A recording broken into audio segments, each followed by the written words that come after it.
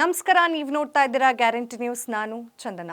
ಬಹು ನಿರೀಕ್ಷಿತ 8ನೇ ವೇತನ ಆಯೋಗದ ಮೇಲೆ ಕೇಂದ್ರ ಸರ್ಕಾರಿ ನೌಕರರ ಮೇಲಿನ ನಿರೀಕ್ಷೆಗಳೇನು? ಜಾರಿಯಾದರೆ ಸಂಬಳ ಎಷ್ಟಕ್ಕೆ ಏರಿಕೆ ಆಗಲಿದೆ? ಇಲ್ಲಿದೆ ಕಂಪ್ಲೀಟ್ ಡೀಟೇಲ್ಸ್.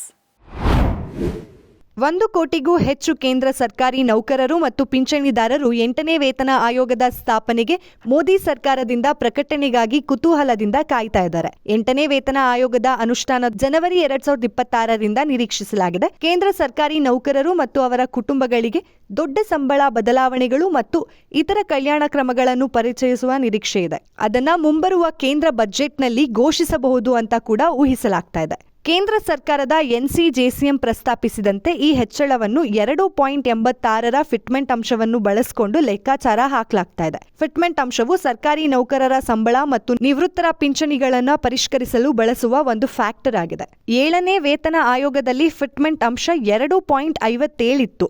ಆಗ ವೇತನ 7,000ದಿಂದ 18,000ಕ್ಕೆ ಹೆಚ್ಚಿಸಿದ್ರು. ಅಲ್ಲಿಗೆ ಪೆನ್ಷನ್ 9,000 ಬರ್ತಿತ್ತು. ಪ್ರಸ್ತುತ 8ನೇ ವೇತನ ಆಯೋಗದಲ್ಲಿ 2.86 ಫಿಟ್ಮೆಂಟ್ ಫ್ಯಾಕ್ಟರ್ ಅಂದ್ರೆ ಆಗ ಸಂಬಳ 17,990ರಿಂದ 51,451ಕ್ಕೆ ಹೆಚ್ಚಾಗಬಹುದು. ಅಲ್ಲಿಗೆ ಪೆನ್ಷನ್ 25,740 ರೂಪಾಯಿ ಆಗಬಹುದು.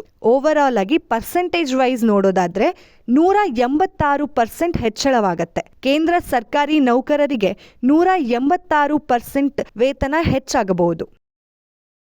8ನೇ ವೇತನ ಆಯೋಗದ ಮೇಲೆ ನಿರೀಕ್ಷೆ ಹೆಚ್ಚಾಗಿದ್ದು ಕೇಂದ್ರದ ನೌಕರರು ಸಹ ಚಾತಕ ಪಕ್ಷಿಯಂತೆ ಕಾಯ್ತಾ ಇದ್ದಾರೆ. ಇದೇ ಹೊತ್ತಿನ ಸ್ಪೆಷಲ್ ಸ್ಟೋರಿ. ನೋಡ್ತಾ ಇರಿ ಗ್ಯಾರಂಟಿ ನ್ಯೂಸ್. ಗ್ಯಾರಂಟಿ ನ್ಯೂಸ್, ಸುದ್ದಿ ಖಚಿತ, ನ್ಯಾಯ ನಿಶ್ಚಿತ.